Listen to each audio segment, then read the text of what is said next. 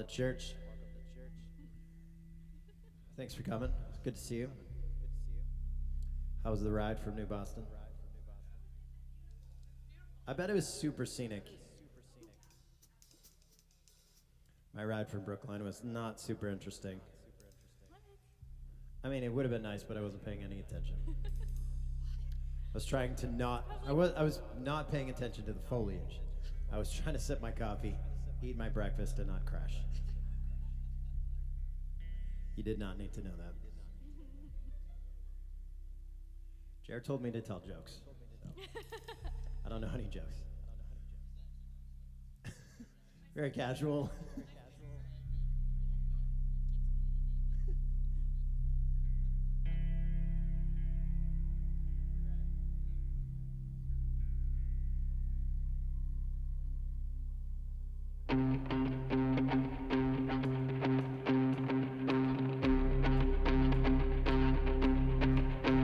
I was buried beneath my shame.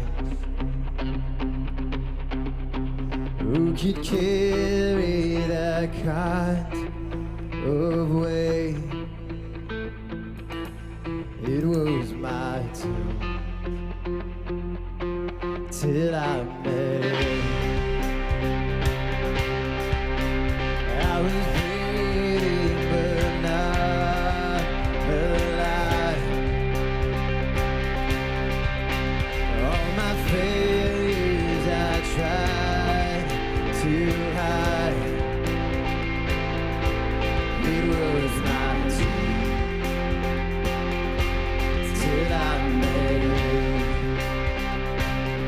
When you called my name and I ran out of that grave, out of the darkness into your glorious day.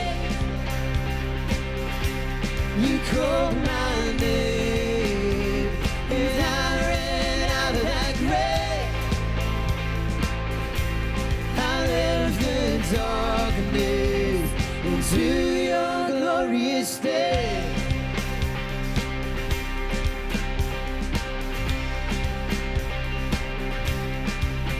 And out your mercy I saved my soul. And now your freedom is all that I know. The old made new, Jesus, when I met you, and you called my name, and I ran out of that grave, out of the darkness into your glorious day. You called my name and I ran out of that grave,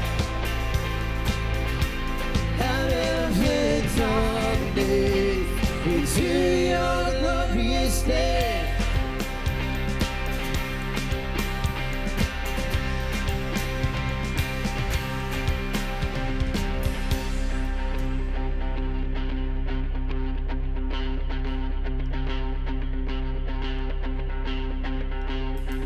Needed rescue, my sin was heavy. Chains break at the weight of your glory. I needed shelter, I was an orphan. Now you called me a citizen of heaven. When I was broken, you were my healing. Now your love is the air that I'm breathing. I have a future, my eyes are open. When you called my name and I ran out of that grave, out of the darkness into your glorious day. You called my name and I ran out of that grave, out of the darkness into your glorious day. You call called my name, and I ran out of that place, out of the darkness, into your glorious day. You called my name, and I ran out of that grave, out of the darkness, into your glorious day.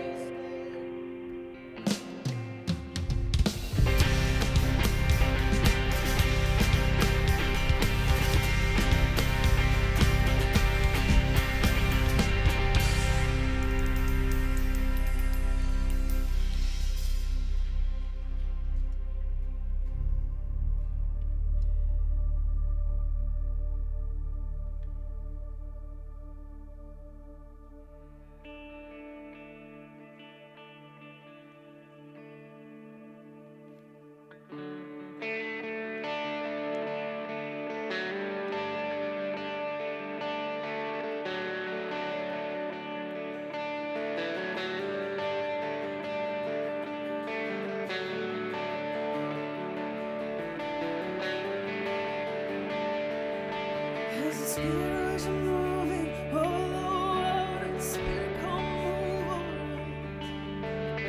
Come rest our lives. Come rest our lives. As the Spirit is moving over the water, Spirit, come move over us. You rest our lives. You rest our lives. Come on. Come down, Spirit, when you move. When you feel the room, you're here and I know you are moving. I'm here and I know you will feel me. Come down, Spirit, when you move, you make my heart pound. When you feel the room, you're here and I know you are moving. I'm here and I know you will feel me.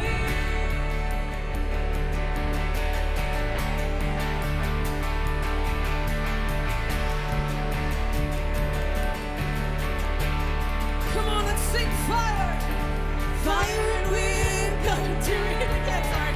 Open up the gates, let heaven on in. Come rest on us, there we go. Oh, come rest on us, fire, fire and wind, come and do it again. Open up the gates, let heaven on in. Come rest on us, hey, you rest on us. Come down. Spirit, when you move, you make my heart pound. When you feel the room, you're here and I know you are moving. I'm here and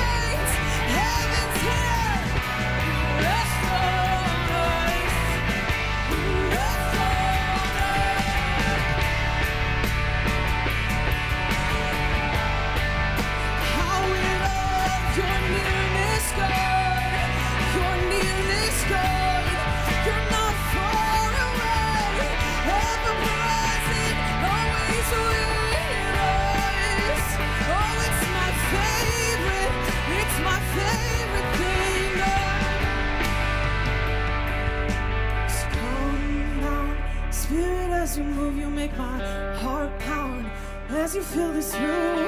'Cause you're here and I know you are moving. I'm here and I know you will feel me come down. Spirit, when you move, you make my heart pound as you fill the room. You're here and I know you are moving. I'm here and I know you will feel me.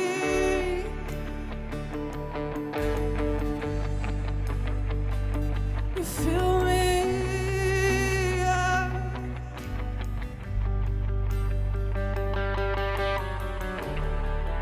You feel me when I feel empty.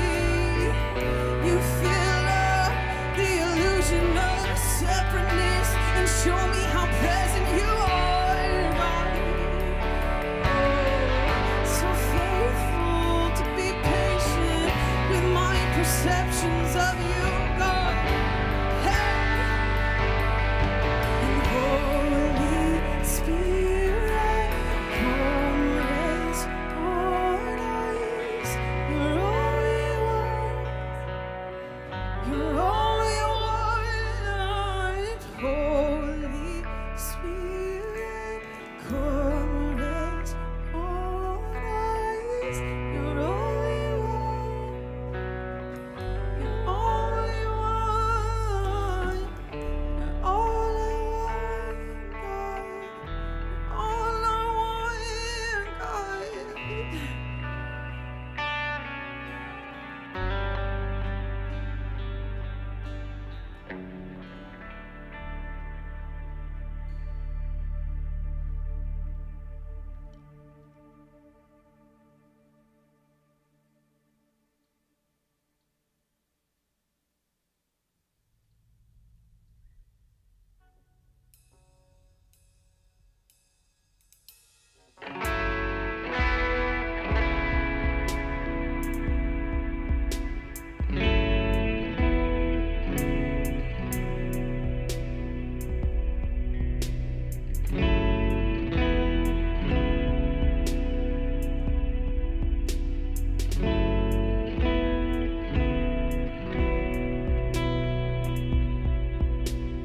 My past embraced,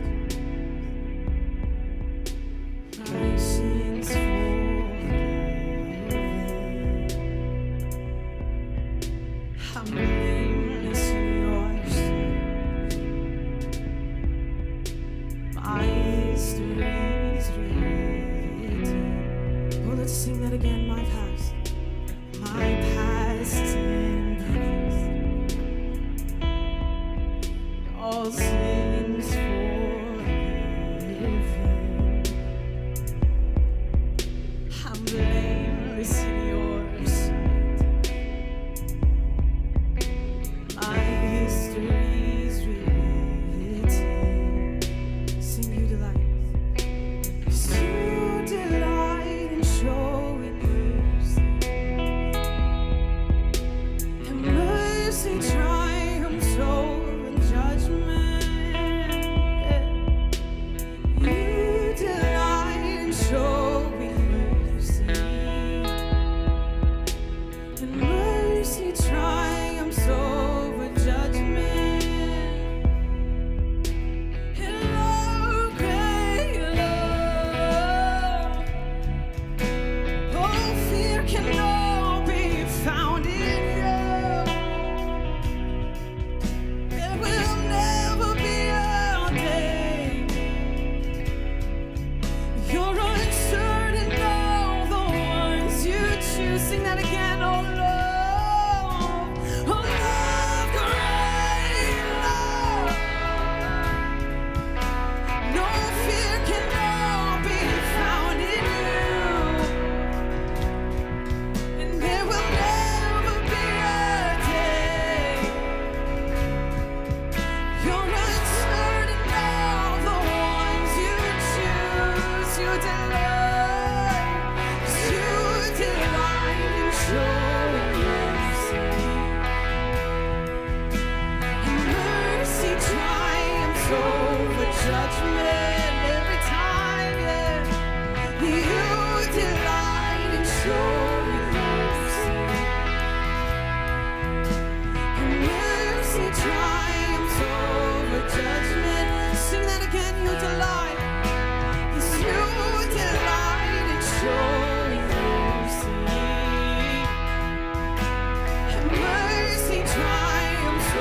for judgment. You delight in showing mercy, and mercy triumphs over judgment.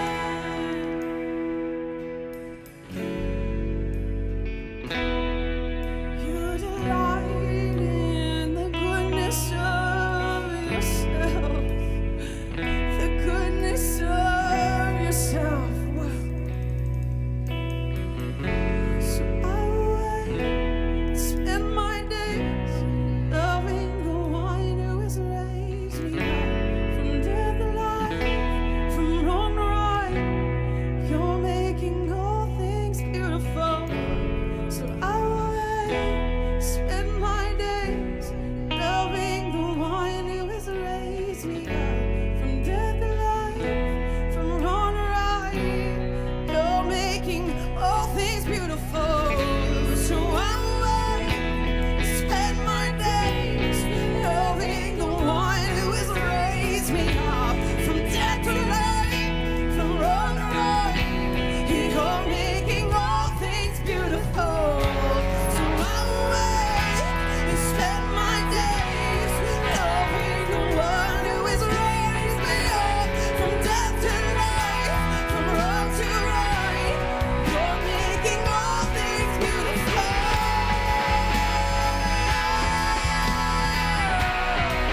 You're making all things beautiful.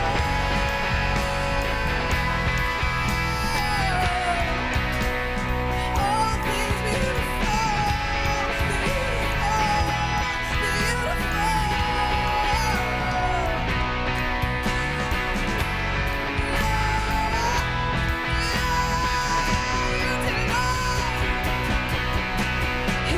delight in showing mercy, and mercy triumphs over judgment. You delight in showing mercy, and mercy triumphs over judgment. Yes, you delight in showing mercy, and mercy triumphs over judgment.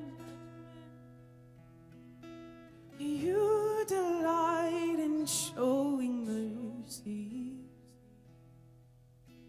and mercy triumphs over judgment.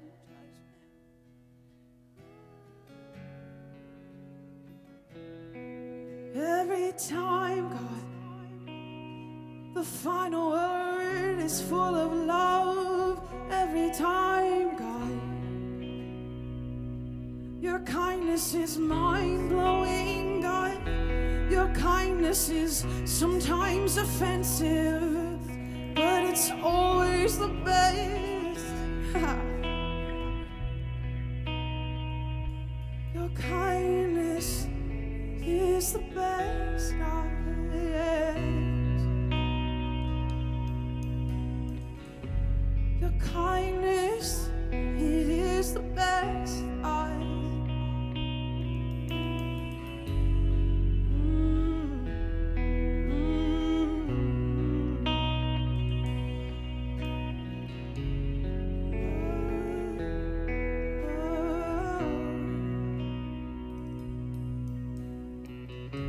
So I will spend my days loving the one who has raised me up from death to life, from wrong to right.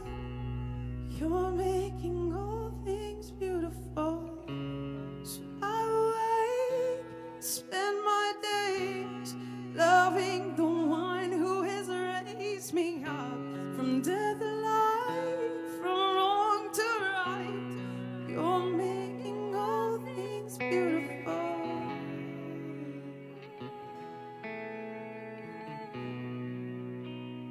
All things are beautiful. Oh, all things are beautiful,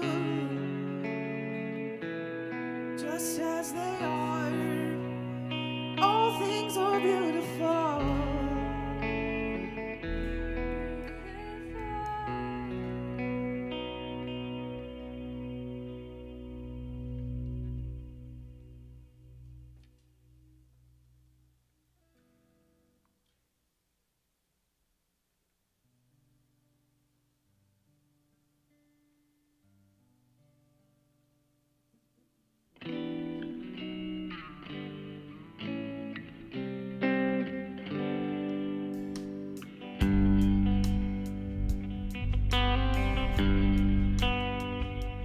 When my troubles are a little too heavy, who can I turn to say grace? When my mind is cluttered and cloudy, who can I turn to clear the way? Who can I turn to? I turn to you. I won't lean on my own understanding. I will let go, follow empty-handed. You say your yoke is easy. You say your burden's light. So I let you lead me for all my life.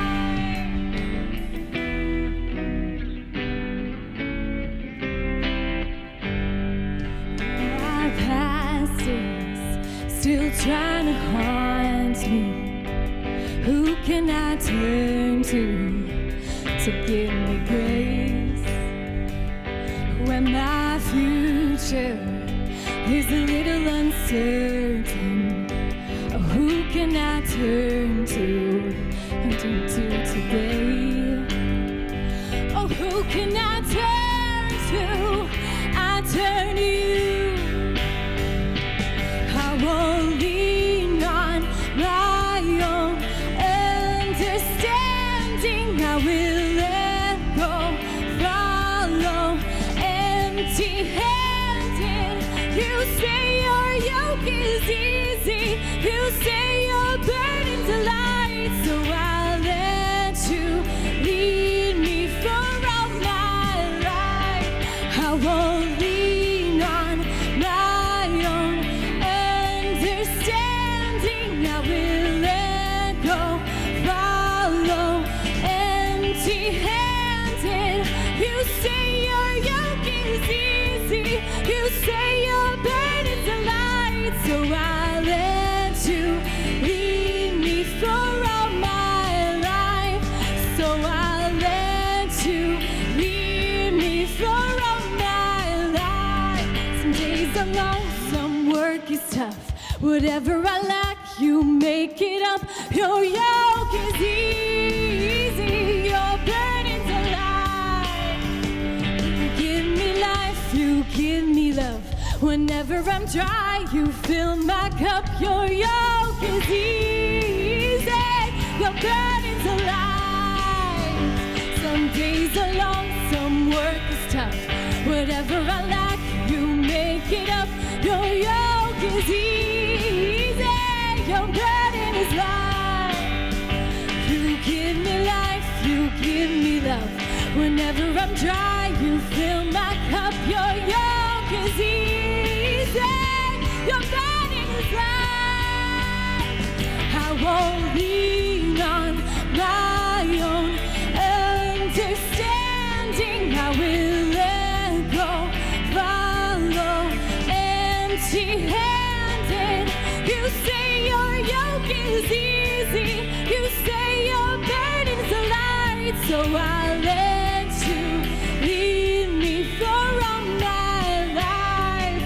I won't lean on my own understanding.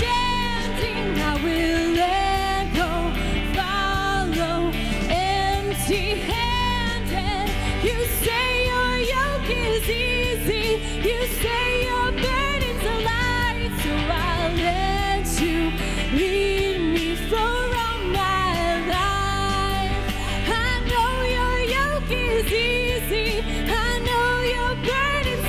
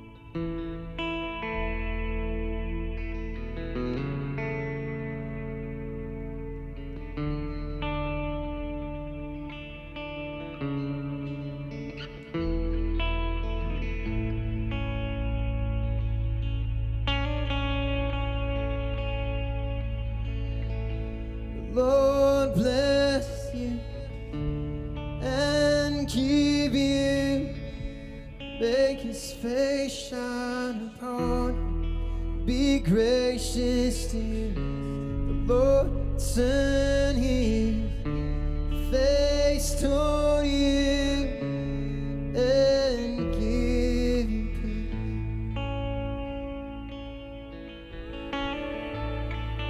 Let's sing that again. The Lord bless you and keep you, make his face shine upon you, be gracious to you. The Lord turn his face toward you and give you peace.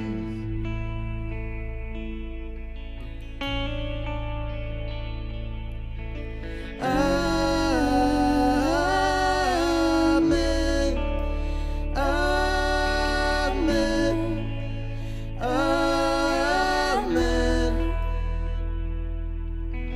Amen. Amen.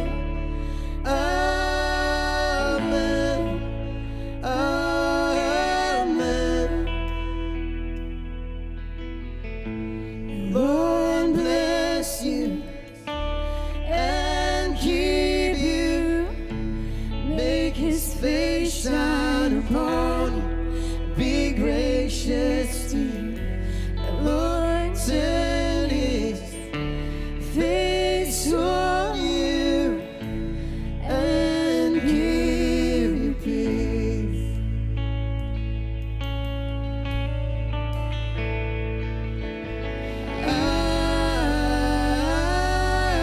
Amen.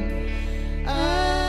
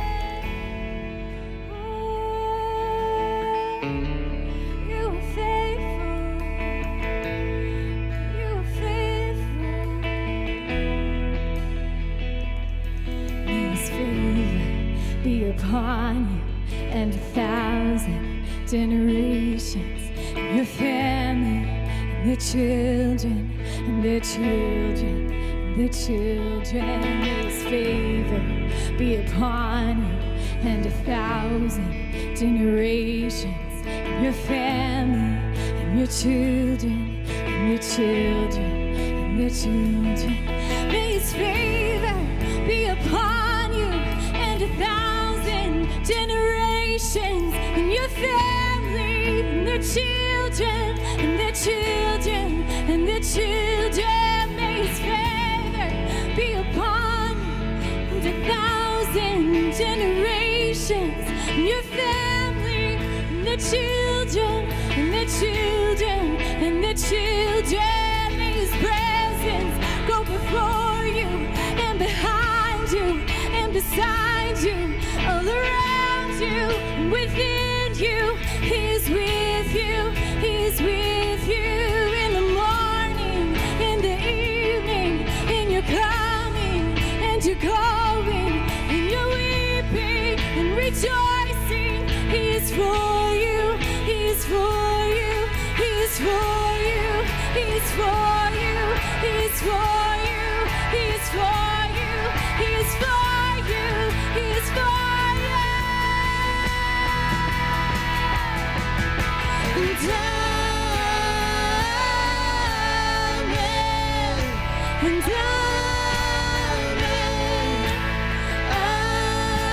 amen. And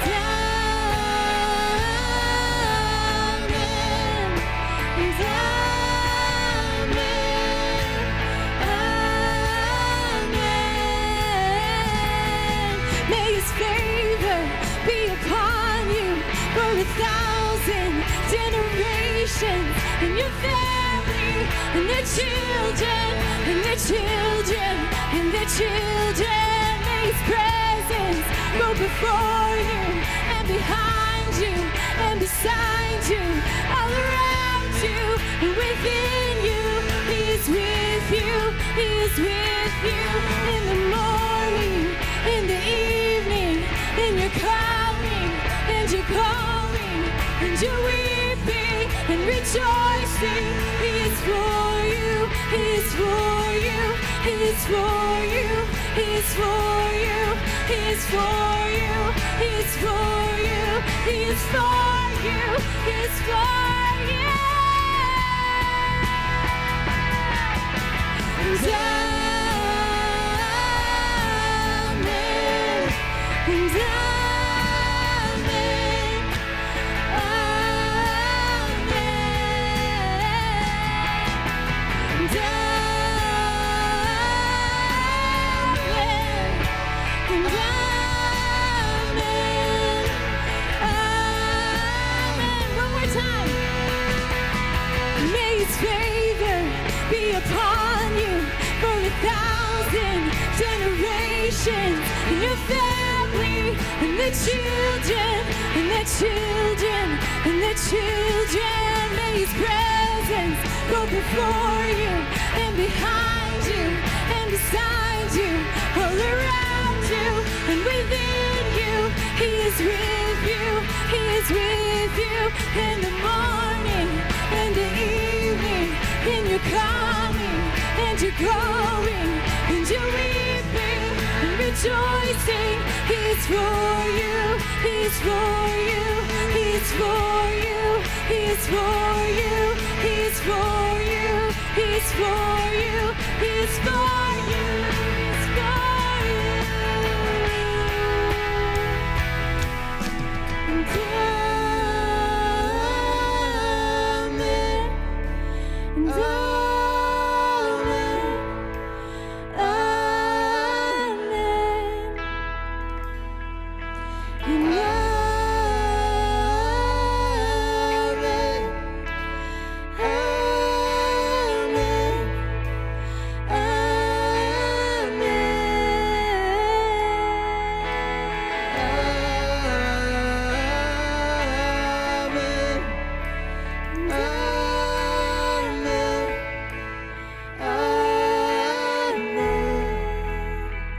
He's faithful, He's faithful.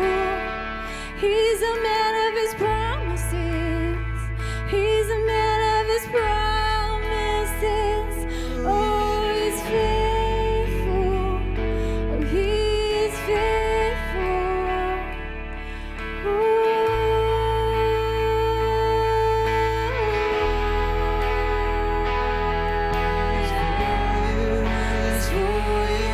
He's for you, He's for you, He's for you, He's for you. He's for you, He's for you, He's for you, He's for you, He's for you. He's for you, He's for you, He's for you, He's for you, He's for you, He's for you. He's for you, He's for you, He's for you, He's for you, He's for you, He's for you.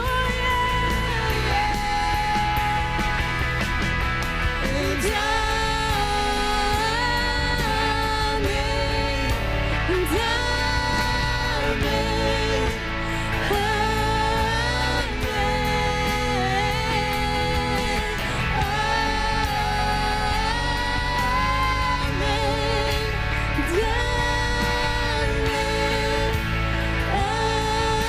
amen.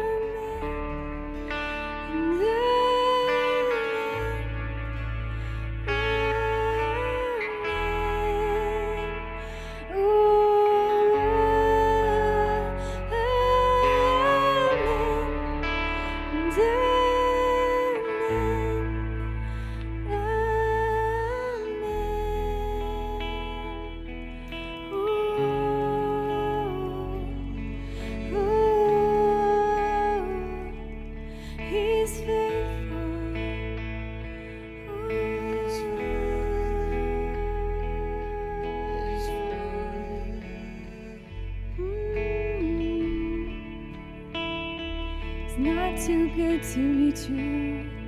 You're not too good to be true. You're just that good. Oh, you're just that good. You're not too good to be true. You're not too good to be true. You're just that good. You're just that good. You're just that good.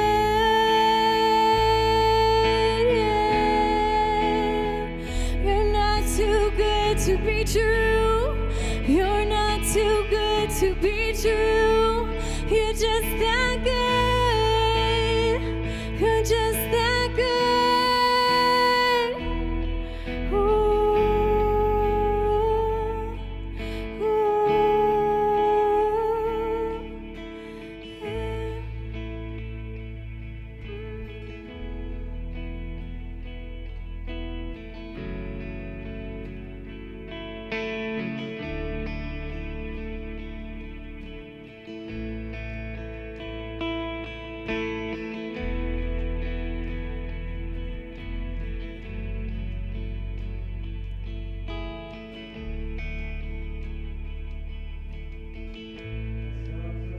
His silence, a silence that has great meaning. God's silences are actually his answers.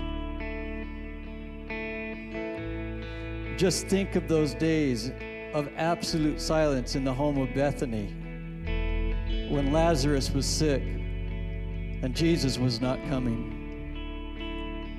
Is there anything comparable to those days in your life? Can God trust you like that, or are you still asking him for a visible answer?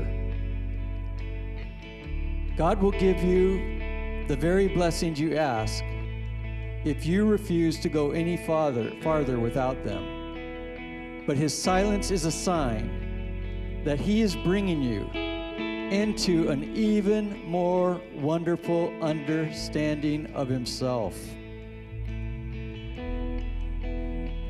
When you cannot hear God, you will find that he has trusted you in the most intimate way possible, with absolute silence.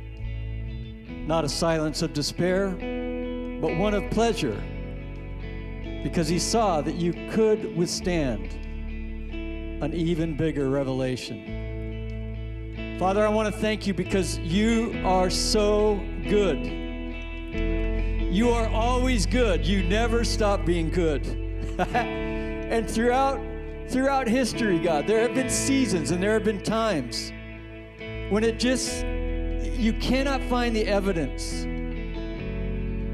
of great things happening. But in the silence, you're there.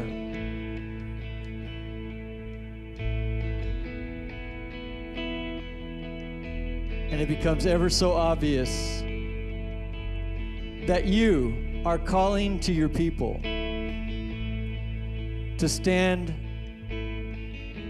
and be faithful, to stand and continue to pray, to ask the Lord of the harvest to send laborers forth, to stand and see the salvation and the goodness of God in the land of the living.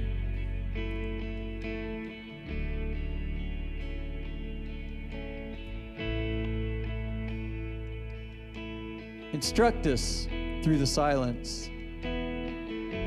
Walk with us.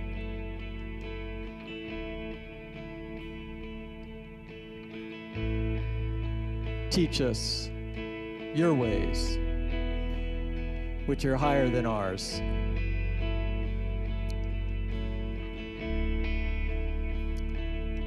Amen, amen, amen. Wow. It's time for offering. You can bring your offerings. We've got these baskets up here. Go ahead and present your offerings. Also fellowship with one another right now at this time. Greet someone, find someone that you haven't seen before and welcome them here. Bless one another in the name of the Lord.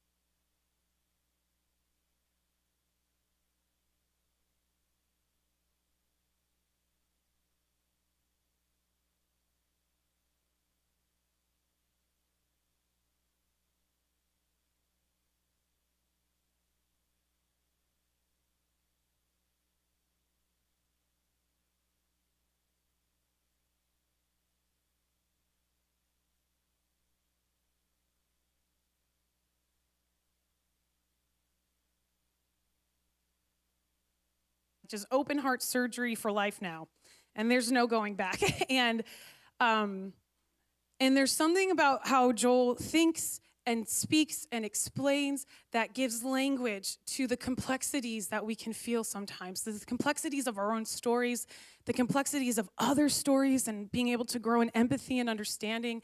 And he just has such a beautiful heart for championing people to be who everything that they are meant to be and who they already are, and just to realize it. So his approach to just who you are is such a kingdom way of approaching.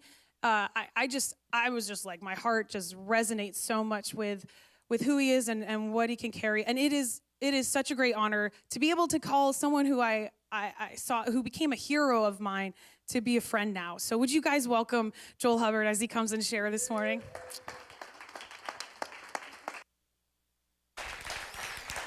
Oh, man. Wow. Thank you. Thank you so. Oh, I love this. I love this thing. Really? That is amazing. And it has history. I love that. Oh, that's so cool. Well, thank you so very much. I am absolutely excited to be here.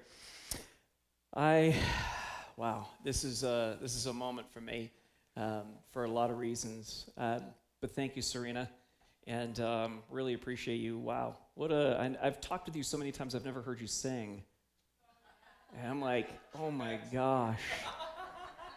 That was impressive. That just blew me away, and all the right ways too, right to the heart. So thank you.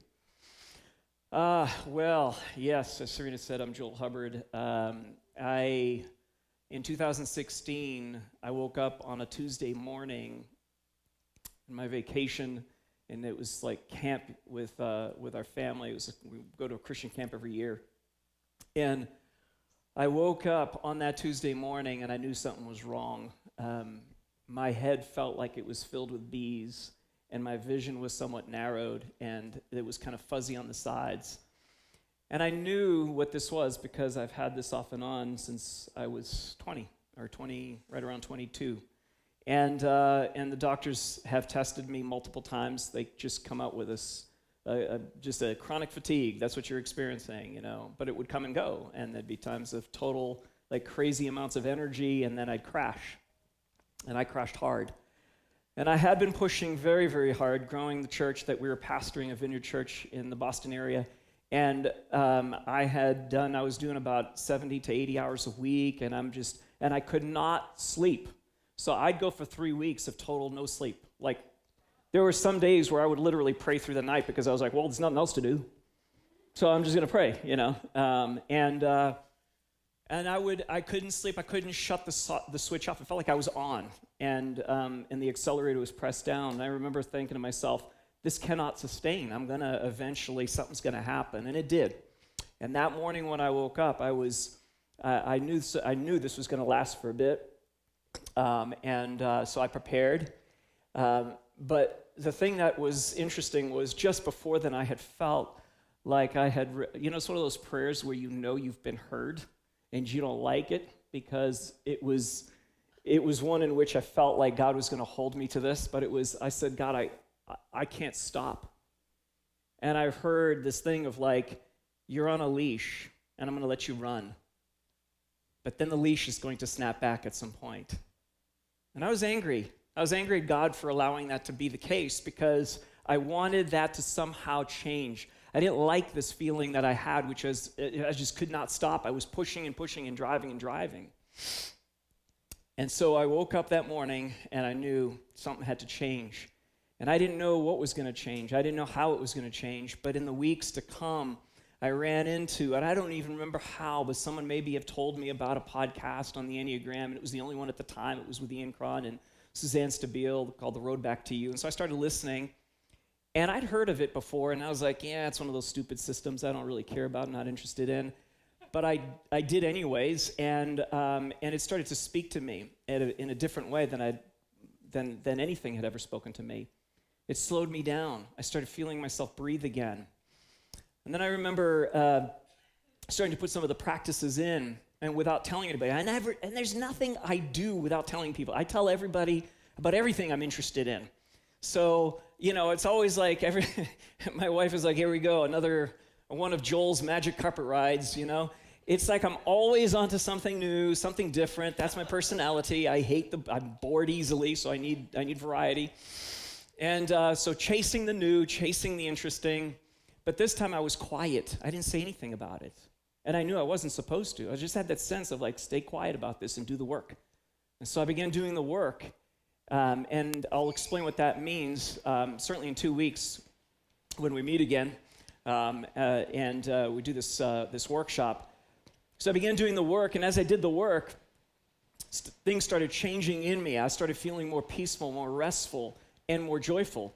And people around me were saying, something's different about you. Even my sermons, people are saying, man, there's something really different about the way you're speaking. There's a peace, there's a gentleness, there's a tenderness, there's a power, there's something different about you. What's going on?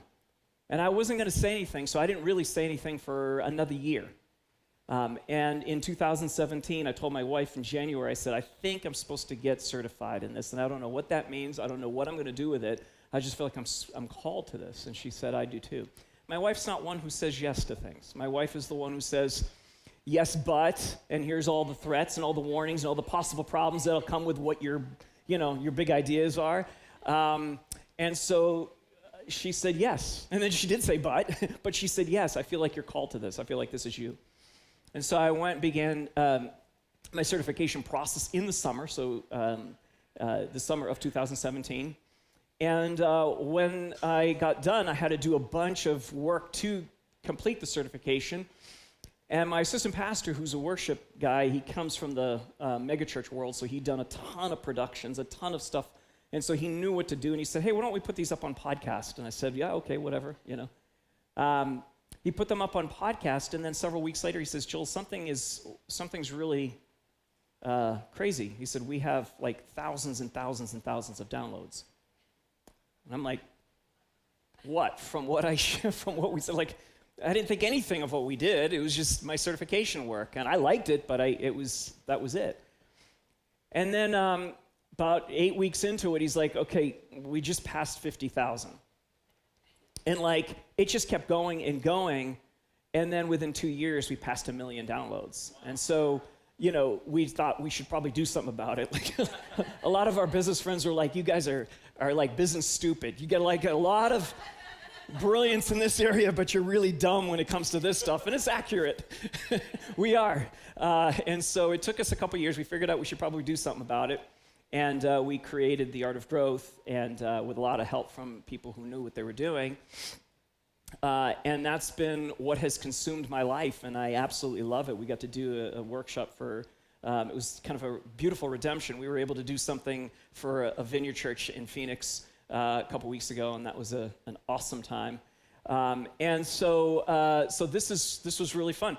What was really cool is this last podcast series we just dropped on Monday, and it has eclipsed all of our numbers by a massive amount.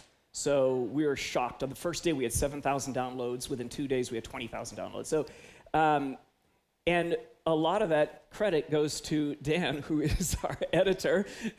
I know he doesn't want any credit, but I absolutely love having Dan as our editor. I'll tell you, Dan, someone emailed me this week and said, I don't know how you guys do it, but you edit people in such a way that it makes them sound like it's still them, but that comes through, but it's also just so clean, and it flows so nicely, and you make us all sound wonderful. And so I just thank you. Like, it's all team effort, and there are no heroes in this story. There's just a bunch of us who are traveling together, and we're having a good time doing it. So that's the thing. Now, the sad part about this podcast is it was on how people connect. And the fact that there are that many people that responded to this issue of how to connect speaks of a massive disconnection in society. And I'm not going to tell you anything you don't know. We know. We all experience it. Massive disconnection. Loneliness, it is at such an epidemic rate right now that according to the National Institute for Aging, according to WebMD, according to Harvard, that prolonged periods of loneliness, which is what is happening right now, reduces the lifespan by about 15 years. It is equivalent to smoking 15 cigarettes per day. That's how bad loneliness is. And yet, many of us are experiencing that, and we're suffering with it, and we're looking for how do we connect? How do we solve this problem, right? Once we released that podcast, I found out Brene Brown did a podcast with the Gottmans, the marriage experts, and they dealt with the same exact issue, including using the same 3 words we use about connection. Because this is not something that we've come up with, it's something that we all know. There is wisdom within society about how to connect and how to belong, and yet our habits are working against us. The politicization of everything, the fact that we don't know how to be with each other and spend any kind of, like I watch this happen. I'm a gym rat, so I'm always at the gym. I play a lot of racquetball, and I'm with these guys, and I love hanging out with them. But one of the things I'm so attuned to is how people are trying to have connection and have this thing, and they don't even know what they're trying to do. And so the subjects and the topics are all sort of contextual, but really what we're trying to do when we're hanging out together is we're trying to have this thing, this connection point, this point at which our hearts are exchanged with one another. According to neuroscience, we have these mirror neurons in our brains. And right now, your mirror neurons are trying to match with mine, and mine are trying to match with yours. Because the brain seeks harmonization, it seeks equilibrium, it seeks this balance, this ability to actually be with. And yet, our own egos are working against that oftentimes. As I sat there, I'll be honest with you, as I sat there earlier, the things that were coming through my mind were like things I could say to impress you. Things I could say to make myself feel significant because I don't know you.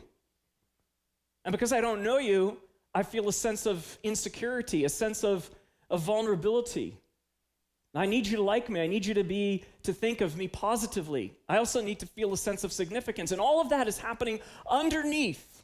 And if I'm not aware of it, it still comes through. And you're going to feel it. And so all of this is happening, and I'm realizing what I'm seeking is connection with you. But it's vulnerable. And I don't like it. I like my way of connection, which is I want you to be impressed with me and like me. That's it. And I like to be entertaining and fun. And if you like that, then great. We're having a connection, right?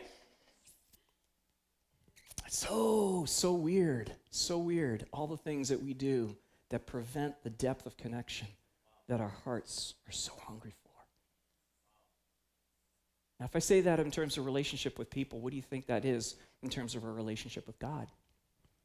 Because the thing is that you can't do this with people and have a separate connection with God. We think we can. Dietrich Bonhoeffer says that's not possible. I agree with him. What I have come to find out is that I have a private experience with God that is real, but it's limited. And God insists on it being limited, darn it, because he wants me to have connection with you and experience the fullness of God through you. And I have to be seen. I have to allow myself to be seen, and you have to allow yourself to be seen so that we can be loved. So the fascinating thing about why we all feel this sort of sense of separateness, if I were to say the words disconnection, if I were to say loneliness, belonging, if I say words like, I feel abandoned, I feel rejected, all of these words all speak to the same thing, in that there is a fragmentation that we all feel, we all experience. And that is something that the Bible speaks to in large themes called the exile and the return. The exile and the return. In fact, you could probably say that one of the major themes from Genesis to Revelation, there are a lot of themes, there are a lot of major themes, but that's one of them, is the exile and the return. In Genesis chapter 3, Adam and Eve are exiled from the garden. In Genesis 4, Cain is exiled from his family and from the area. Then in Genesis 6, there's the Noahic flood, and the Noahic flood, surprisingly, is also an exile. It seems like a rescue in one sense, and it is, but in other ways it is actually an exile because they have to leave the people they've always known. They have to leave the land they've always known, and they have to float on top of water while the rest of society is killed off, and then they float away and they land somewhere else. It is a form of exile. In fact, if you track it, most scholars agree, and I studied this when I was in Gordon Conwell doing my master's, I remember my professor saying there's a movement away from the garden from Genesis 1, from Genesis 3 all the way to Genesis chapter 12. There's a movement away. It's westward. And that happens in Genesis 6. You see the Noahic flood. They're moving away. And then in Genesis chapter 11, what is there? There's a scattering. The Tower of Babel. There's a scattering, and they're forced out. And I remember my Old Testament professor asking us, what do you think? Is that a good thing or a bad thing? And it was a trick question. And we're like, bad thing? And she's like, maybe. And we had to wrestle with it because it is both bad and it is good. It is difficult to put it into an absolute term because the point of it was I'm moving you out to push you out so that you grow, but there's always a return even when there's an exile. And then it isn't until Genesis chapter 12 where Abraham himself, Abram at the time, is exiled from his land and he is moved out, but his movement is back eastward towards Eden. It's the beginning of the return. And then you start to see the development of the people of Israel as they begin to expand. Yes, there's continued with Jacob, there's sort of an exile as well, but there's a continued growth in the land till eventually they become a people. But then what happens is they are exiled as well. And God says, but you will return. And they return. But they're still under the thumb of Rome when Jesus shows up. And Jesus behaves frustratingly to the Jewish leaders. He behaves as if he is not in exile. You see, for the religious leaders, to them, they believed that they were still in a kind of exile, though they had returned home. Because to their minds, until God's favor had landed on them, remember, this is Second Temple Judaism. First Temple Judaism, what they build the temple, and what happens? The glory of God comes down, right? And they say, well, clearly God's favor is on us, and God is with us, and now we're the most powerful, most influential nation in the world. But Second Temple Judaism, the glory cloud does not return. That's the way the Old Testament finishes. It is a mixed feeling of, boy, they have completed the temple, and yet there is no sense of God's glory that has returned to the temple, and they do still feel like they are exiled in some sense. They have not received the favor of God. And it isn't until Jesus shows up and he behaves in a way that he acts as if there is no disconnection between himself and the Father. It's not about believing that there is no disconnection. He behaves as though there is no disconnection. See, because your heart can feel exiled, and your head can agree with that. But in your body, you can behave as if you are not exiled. And when you behave as if you're not exiled, what happens is your brain and your heart begin to follow and say, I guess we're not. We're always trying to change this, which is, by the way, where therapy is moving finally now. It's been in this sort of head-heart loop where it's like, let's fix your heart issues by outthinking them. We're no longer doing that. The new way of thinking about this is we have to deal with the body, because in the body is also the wisdom that God has given to us. In all three centers, though we favor the head for whatever reason. But when we behave as if we are deeply connected to God, meaning that even though I was sitting there feeling all of these things of like, I want to impress you, I want to be significant, I want you to like me, that if I choose to act in a different way, that then this sense of connection begins to take place between you and I.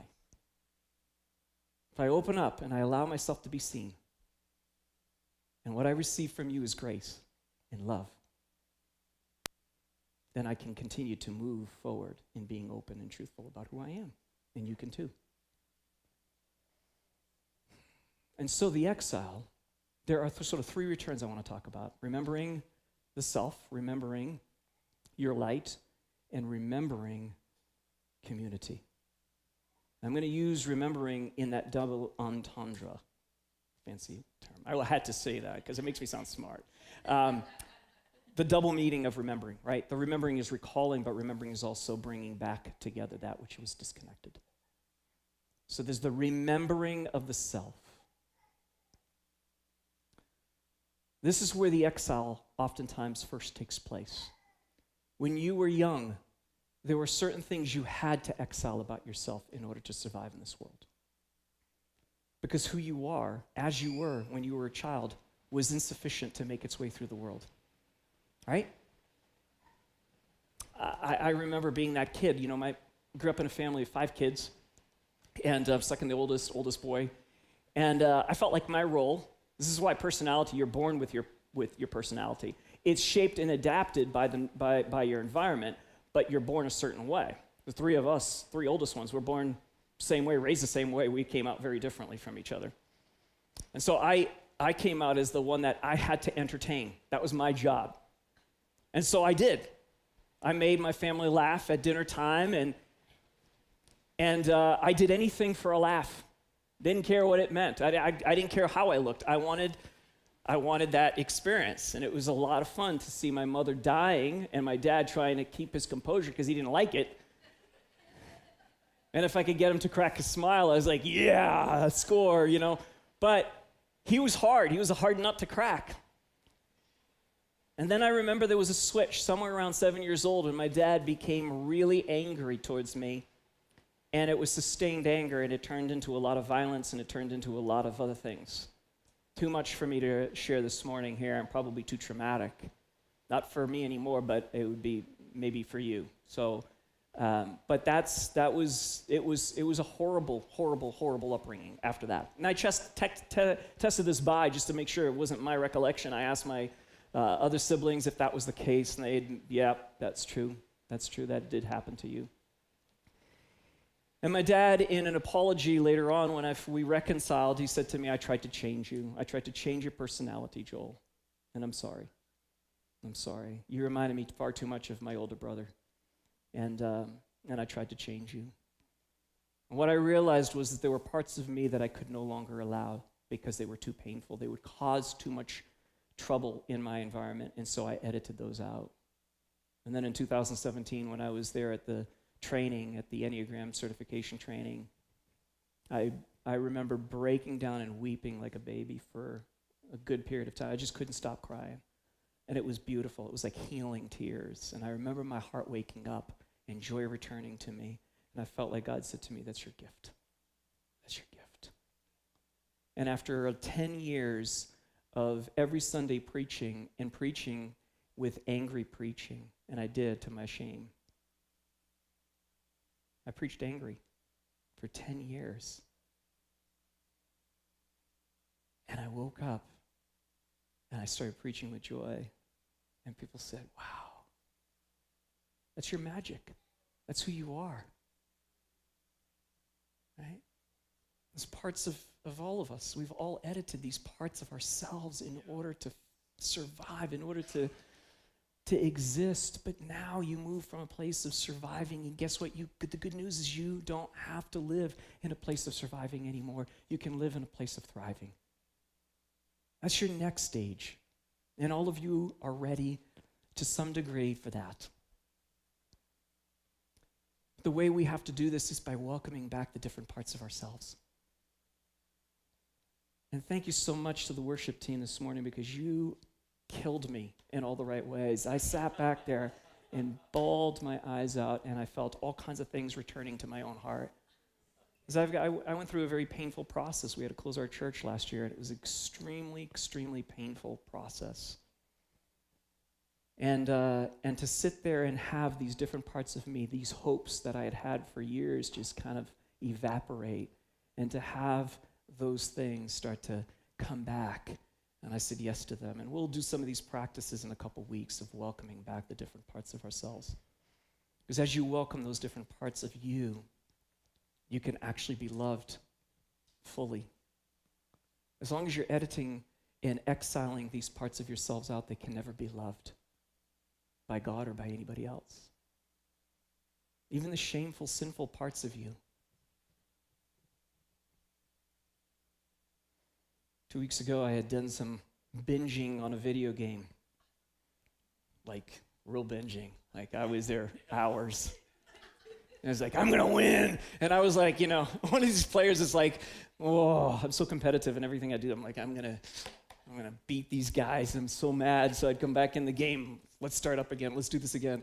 And afterwards, I felt shame. Like, oh my gosh, you wasted all this time. You got all this work to do. You wasted all this time. Right? I had the shame. And so what did I do? What all of you would do. God, forgive me. I promise I'm not going to do this again. I'm going to really double down. I knew better. I was like, oh no, you can't do that. You can't do that. That's you in charge once again of yourself or trying to take charge of your own growth and transformation without openness and truthfulness and vulnerability and welcoming in the divine, welcoming in spirit, welcoming in God into that space. And so I just opened up and said, okay, I love you, part of me that binged in this video game. I love you and I welcome you. There's something there for me to grow in and to learn. So I think it was Bill Johnson who said that that's the only way to transformation is through the path of love and total love for yourself. You have to be there. You cannot avoid that path. Anything short of that, guilt, condemnation, shame, all of those things are the ego's attempt to try to fix itself. It is not the way of the Spirit. It's not easy. It sounds nice, right? We're all like, oh yeah, I love that. Yeah, but try it. Like I tried it and I couldn't do it. It's like that night when I'm sitting there going, oh, I don't want to love that part of me because I'm mad at that part of me, right? The other day playing racquetball, I lost against somebody I should have won, and I'm sitting on the bench and I'm quiet and I'm not talking to anybody. I'm like, what is wrong with me, right? I'm literally doing this. Like, what is wrong with me that I'm that competitive? I can't even talk to my friends. I'm just like this. I'm sweating profusely and I'm sitting there like this. And they're like, hey, what's up? They're like, tough loss, huh? I'm like, you know, it's like I don't want to say anything. I'm mad as anything. I just want to suffer. And then I ask myself the question, do I want to be happy right now and re-engage in the game? And you know what I said? No, I don't. No, I want to be mad. I want to be really mad. And then when I press in more deeply, I realize what's going on. It took me a long time to get to this place. It's not like you just can think your way there. You can't. The exile is something that God allows to happen or causes to happen, whatever way we want to think about it. And the return is something that God allows or causes to happen. Our only job is to participate with what God is doing at any given time. It is not up to us to make it happen. And so you open yourself up and you may not get anything. But on other times it will. And in this one moment it did. And the answer to me was, the reason why you're suffering so much, and it's because you feel tremendous sense of loss of value. You feel like a complete loser. You feel like garbage, and you've lost all sense of, you don't think you don't see yourself with any value when you lose, which is true. And so that didn't help. It wasn't like, oh, now I can value myself because I see that I don't value myself. It doesn't work that way. It's just I'm still angry. I'm still frustrated by this process. But what's the behavior that I want to engage in? I can't solve this and I can't solve this, but what can I do? So, okay, re-engage in the game. Get back in. Get back in. Smile. I don't want to smile. Smile. So I did. I re-engaged. Surprisingly, my game got better as a result of really engaging in that. But the thing is, I got better because that thing passed through me and moved out from me. And so the re-engagement or the welcoming back of those exiles allows you to be loved fully as you are. And I'm speaking to some of you who I know you are so other-focused. You're just like, no, I'm just here to serve other people. I'm just here to do for other people. I'm here. That's my role. That's what I'm. Yeah, but you're seeking love by doing that. And nobody can love you unless you come out and you are who you are to them and you allow your needs to be seen and your pain to be seen, the whole entirety of who you are. That you can even talk about the wins that are happening in your life without doing it in surreptitious and sneaky and stealthy ways. You can just simply come out and say, hey, can I celebrate something that I did pretty well the other day? Come on now. Some of you will never do that. I've never done that, ever, in my entire life. I've just started doing that. I did that yesterday I started doing that some months back with my wife, but I did it again yesterday, and I didn't want to. I said, can I celebrate something with you? And she's like, okay, cool. You know, and I celebrate. So now it doesn't come off weird, like me dropping things that she doesn't know what to do with. But I can say, I want to celebrate something. And as a loving partner, she says, yeah, okay. I love that about you. You are doing really well in this way. And what does that do? Love enters in. You and I are meant to live in a cycle of both giving and receiving. And it isn't one is first and the other one is second. There is no first or second. It's a cycle. That's the reason why you'll have, it is better to give than to receive. But then you'll have in 1 John, I believe it is, where John says, we love because he first loved us. Which one is first? Right? They both function in a cycle. To what degree are you receiving love? And to what degree are you giving love to other people? Yeah? So it's just paying attention to that cycle. The second thing is, so remembering the self is first. So remembering your light, your contribution to the world. They're inextricably connected. Because as you remember the self and love the self, allow yourself to be loved by God, but you have to partner with God in loving yourself. We like to outsource everything to God. We don't want to partner and act the way God would want us to act. We don't act as God. And that's actually God's greatest joy, is you behave like God.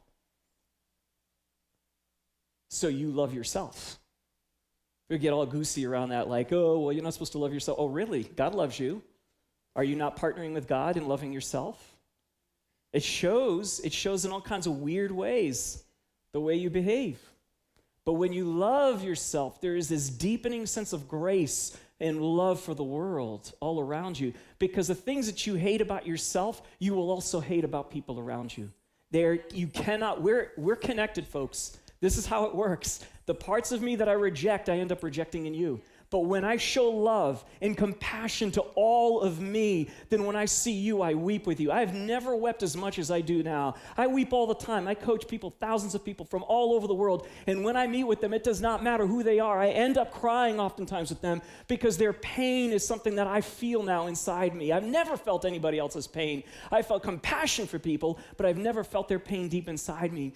But because I have said yes to me and I welcome that, now I do that for them. And by the way, when you do that, there is a flow of spirit right between you and the other person. It doesn't matter whether they're believer or non-believer. Most of the people I meet with are not church-going people. And they're just crying, and they're saying, oh my gosh, this stuff is amazing. Yeah, because now I'm in touch with spirit.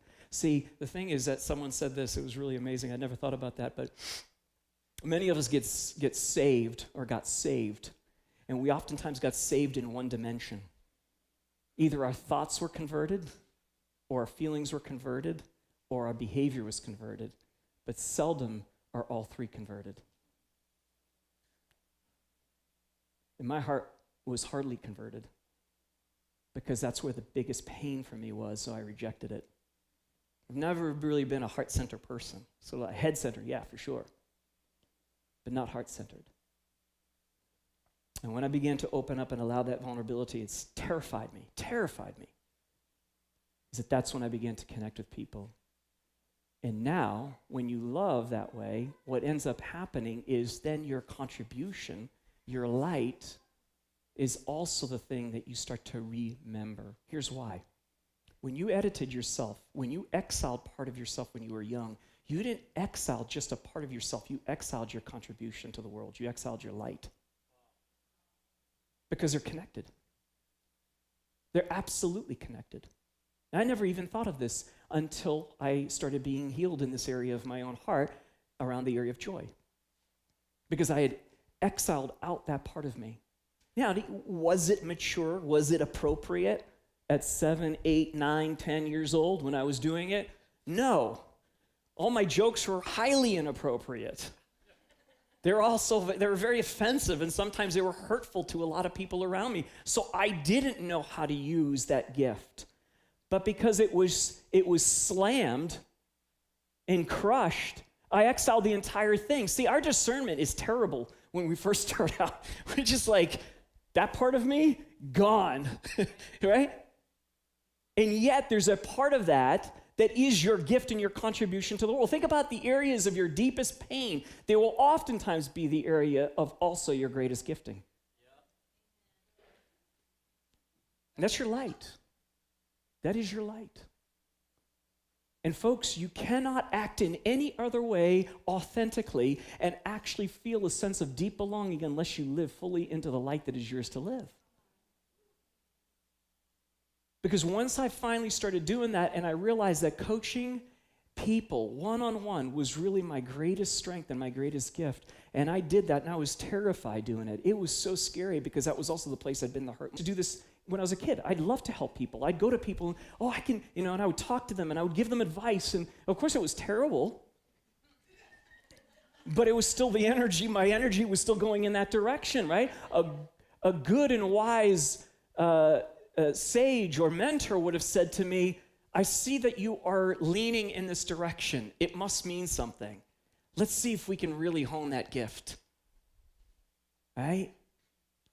And so I began doing this coaching, and suddenly I had this deep sense of belonging to the people and the people to me. Which is why when we started this business during 2020, during COVID, that I felt the most connected I'd ever felt, which was strange because people were saying, wow, I feel so disconnected. And I'm having the exact opposite experience. For the first time in my life, I'm feeling deeply connected. And so your light is so important for it to be shown in this world, right? You know what I love about Jesus? Jesus says this in Matthew. He says, listen, let your light shine. Don't be stupid humble. Like that's, come on. All glory to God. Yeah, please. God could do a better job. Don't put that on him. Like celebrate. You're not in competition with God. God's not in competition with you. God's not some egotistical, narcissistic, insecure divine being. God is like, ooh, you like what you're doing and you're celebrating it? Hey, that's what a good dad does. I have a 12-year-old. When my son does something good, I'm like, yes! When he says, Dad, watch me do a flip on the trampoline, and he does it, I celebrate the heck out of that. Why? Do I feel like, oh, you're one-upping me because you can do something I can't? Because my 50-year-old body won't do it, you know? Like, he's like, hey, Dad, want to do this? I'm like, no, I'll break something. This feels, I can feel the pain when he lands. I'm like, ow, that would hurt. But he's like, he falls backwards and, all this stuff, and then he bounces back up to his feet. I'm like, no thanks. But I celebrate that. I want him to surpass me. That's what a good father wants. So celebrate your light. Don't sneak it around. Don't be surreptitious or stealthy about it. Say it. I think I'm pretty good at this. I think that this is the thing that I love to give to the world. I don't know if I'm good at it yet, but this is the thing I love. I want to do this, right? Let your heart love the world. Let it love. And from love, you will contribute something glorious to this world. And you will have this reciprocity thing because as you give it, it comes right back to you. But when you live from anything else, your false self, the self that you created in order to survive in this world, when you live from that space, you cannot ever feel that love in return. Because the love that returns is love on the false self. I've seen so many people who live alternate selves. I mean, we all do. We all have to because that's how we survive. So we create personas. That was Carl Jung's idea of the personality. It's a persona. It's something you create in order to survive in the world. It makes a lot of sense, but it's also the thing that prevents you. It protects, but it also prevents you from love. And so as you emerge back to the full self, as you welcome back these parts that have been exiled, you start to be able to be loved. As you begin to let your light shine and you love through that, you get this reciprocity thing that happens. People like what you're contributing, and you continue to give, and they continue to love, and you continue to give, and they continue to love in return. And that is a cycle that all of us want to live in. The last thing is remembering community. This is the hardest for me. I'll be honest with you. I am not good at this. So, studying, and this was the podcast we released, was on stances. So everybody has a particular stance they prefer. We all have all three stances in us, but there's one that we prefer. So it's against, toward, and away. And the stance of against doesn't mean that some people are very much against. It's like, I start out with no, like a push against someone else's viewpoints. Some of us start more at like, not really, and I'm not going to do that, but I still have an agenda. So people who are against have an agenda that they want other people to follow, not so much that they want to enter into anybody else's agenda, okay? And then toward are the people that kind of have this duty mindset, like I do for you, you do for me. That's how we make our way through the world, is that, there's a reciprocity. And then the third one is the away, and these are the people that are like, I'm managing my energy. And I know that if I get caught up in you and in your agenda, I'm going to lose, I'm going to run out. So people who are away tend to pull back, and you watch this in relationships. There'll be one who's leaning toward and one who's pulling away, or one who's against and another who's toward, and you'll have all of these things happening in a relationship. We do this with couples all the time, and it is remarkable that once you tune into that energetic flow, which shows up before you do, you walk into the room, your partner already feels it. I remember one time I was in the basement, and my wife's like, can you help me with something? I don't like helping my wife, I'll be honest with you. I do not like helping her. I want to be her hero. I don't want to help her. Like, look what I want. Look what I got for you, honey. I bring home something great, and she's like, she appreciates it, But then she wants me to partner. She wants to do something, together, and and I'm like, ugh, I can't stand that stuff. So she's like, hey, can you help me with something in the basement? So I go down in the basement, and I'm standing there, and she's bent over doing something, and she literally turns around. I didn't say a thing. She literally turns around and goes, would you stop hurrying me? Like, I didn't say anything. But yeah, that's you thinking you're hurried. That's what I wanted to say. It came close to saying it, too. I was like, this is not going to go well. I could already, forecast this one. So if I say that, this is like we're into a battle. So I pull back, and I ask myself, is that true of me? Am I hurrying her? Do I feel hurried inside? Like, yeah, actually I do. So she can pick up that energy. Strange. Right? Because I can't feel it in me, but she can feel mine, just like I can feel hers. And she comes home and she's like, and she's running around. I mean, I can feel her energy before she shows up sometimes. It's like, uh-oh, AJ, watch out, here we go, And that's the way we all are. We all show up with a particular kind of lean or energy, and it's our stance. And so the thing that's been difficult for all of us is no matter what our starting point is to move across to meet a person halfway. And we call that the with energy. Because withness is different than being either against, like stop, no, I'm pushing against you, or toward, eager, I can serve you, you do for me, or away, no, you're going to take from me. It's being with is the ability to discern what is the appropriate stance in this moment.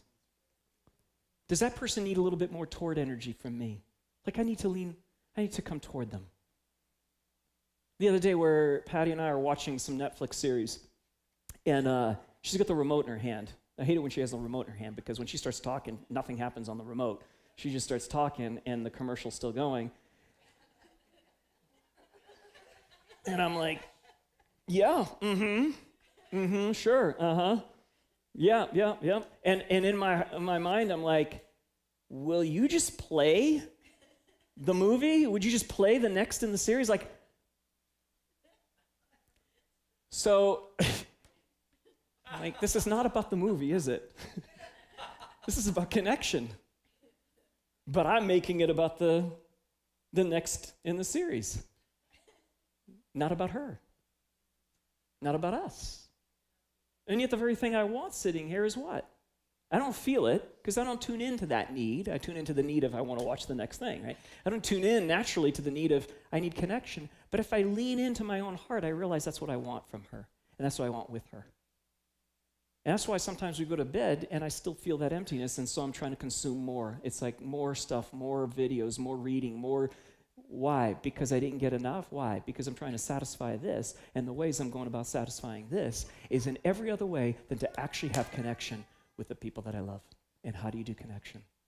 In that moment, she is wanting to talk to me. Can I lean toward her? And if I can lean toward her and be with her, it's going to be deeply unsatisfying to my need to watch the next in the series, but deeply satisfying in my heart. And how do I know that? Afterwards, what's my behavior? Is my behavior consuming more, or do I feel more of a settledness and a restfulness? Pay attention to your gauges, because your gauges, most of us, our gauges are only oriented around our ego's fixations, its needs, which are usually, candy, not actual nutrition. And so we're pursuing things like with this, like, I need this, or I need that, or I need this distraction or that distraction, or I need something else. I need to be with more people. I need to be with more people. I need to be with more people, or I need to be away from everybody. And yet, the more we do those things, the less connected we actually feel. When actually what we need to be asking ourselves is, can I be with? I love John. John's my favorite of all of the gospel writers.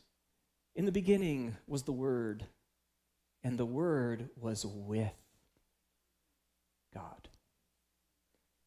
And that word with literally means a towardness. A towardness in the right ways. Not an eagerness to grasp, but a withness that's leaning toward. And when I read that, I remember hearing this from a Greek professor at seminary, and it was like, I don't know why I cried. I cried quietly. I didn't cry out loud, but I cried. And it would take me all the way until this year to realize the reason why is because it's what I wanted, but I couldn't get there. So we're going to do some practices in a couple weeks around that. The ability to be with people.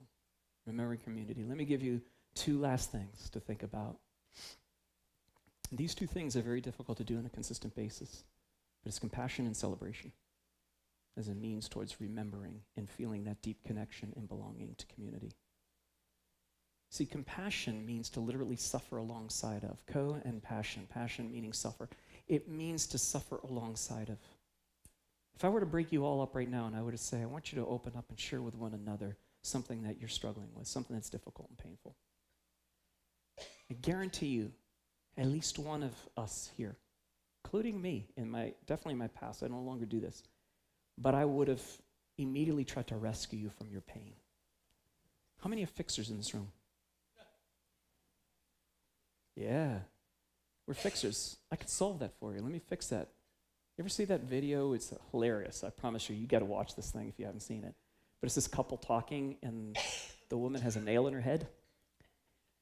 And she says to him, I just feel like I got this headache, I'm just like piercing and pounding. And he says, well, yeah, honey, you have a nail in your head. And she says, why are you always trying to fix everything? Why are you always trying to fix me? And this whole thing goes on, and it is extremely funny about how things are and the way we perceive things. And in one sense, it's true that you have a nail in your head. But in the other sense, it also speaks of our lack of ability to suffer alongside of other people because we need to fix them. We need to solve their problems. And compassion does not mean you solve their problems or fix the problem. Compassion means you suffer along. Well, why would I want to do that if I can fix it? It's a good question. In some sense, people do need to fix things because if they're never fixing this and they're always looking for compassion, at some point, you've got to change your approach. And you just say, hey, listen, we've been doing a lot of compassion thing, but you're not moving forward. You need to move forward to get out of this stuck place you are in. That's what I do in my coaching, which is why people love me, is because I tell them the truth. I do it in a compassionate and gentle way, and I suffer alongside, and I cry with them, but then we move forward. But most of the time, we don't start there, and we don't give the space and the time to say, I am with you in that place. I am so sorry. So here's the practice, and we're going to do this again in a couple weeks, is when someone shares something difficult, see if you can pause for a second. If it helps you to put your hand on your heart, I've been doing this as a way to remind myself that I have a heart. I need to go there. It's to actually slow down and go, I'm with you. I'm sorry. And to feel their pain here. I'm sorry. That sucks. I'm sorry. That hurts. Tell me more. What's that like for you? You know what I get all the time from people? I can't believe I feel so seen by you. I feel so seen. And then we can move forward and get into, what do you think we should do? What do you think your next step is? And wisdom emerges. Second thing is celebrating. You know why we don't really celebrate with people all the time? It's because we have these insecurities. We have this judgment that functions within us. We have this jealousy. We have all kinds of things, right? I know none of you are going to nod your head around that, but or say amen. But I do. I'll tell you that right now. When someone does really well at something that I want to be doing really well at, I feel envy. It's hard to say, kid, that's awesome. Yeah, I'm happy for you. But if you do it through your body, not through your head again or through your heart, because they're not always going to agree, but you do it as an act of faith, I choose to celebrate with you. Your wins, I'm going to celebrate with you. And I'm going to suffer alongside of you when you're hurting, and I'm going to celebrate with you. Bring all of yourself. You're going to feel those feelings. It's not like you have to exile those feelings out. Bring them with you. Yeah, I'm jealous. Yeah. Yeah. Stop denying. Stop lying to yourself. Yeah. I'm envious. Yeah, I lost that game to this guy, and I can't stand that I lost this game. I'm angry, and yet I'm going to celebrate. Good job. You beat me fair and square. Well done. You had a great game.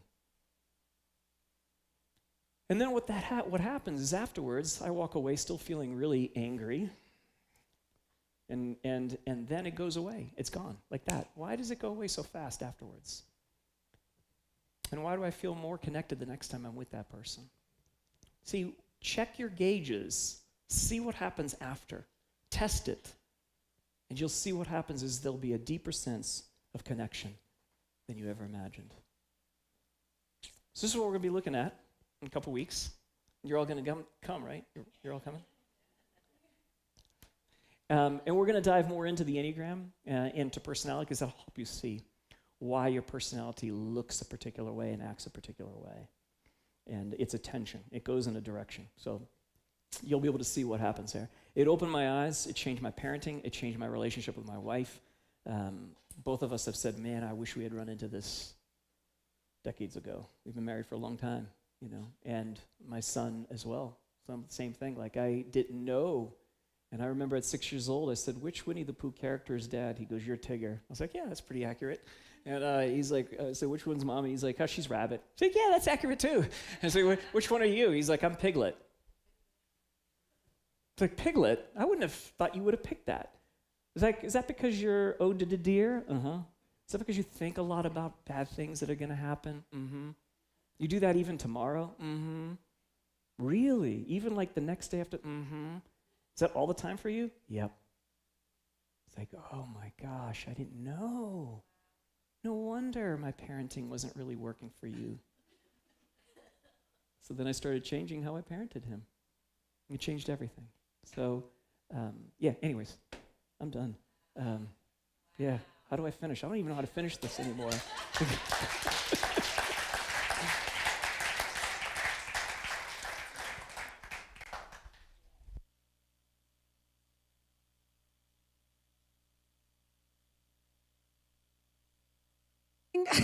And like I said, open heart surgery. Yes, you guys, I really, oh my gosh, wasn't that amazing? So good. So good. So if you want more of this, please, please, please, please sign up and register for the Enneagram workshop that we're doing in a couple weekends. October the 29th, 9 to 5:30. If you can come for part of it, if you can come for all of it, whatever, just please come. But also, please register so we know you're coming, because that really helps me know how to prepare, which if I can be vulnerable, I don't know if that's like even, I mean, that's pretty obvious, but it does help. It does help knowing who's going to come, how many, what to plan for. So if you're wanting to come, but you just haven't registered yet, can I ask you to register? And I even set up a little iPad out front where you can do that as you go. But making it easy. So please do register, and I hope you all can come. And then I think Joel's going to be hanging out a bit too. So if you want to say hi to him and just love on him a bit, that would be great. All right, prayer team, if you guys want to come up, if anyone here needs prayer of any sort for physical healing, for just emotional witness, we've got a team that is here to be with you. And they're just wonderful people that are just vessels of love. So if you want that, please do come up. But otherwise, have a really great week, you guys.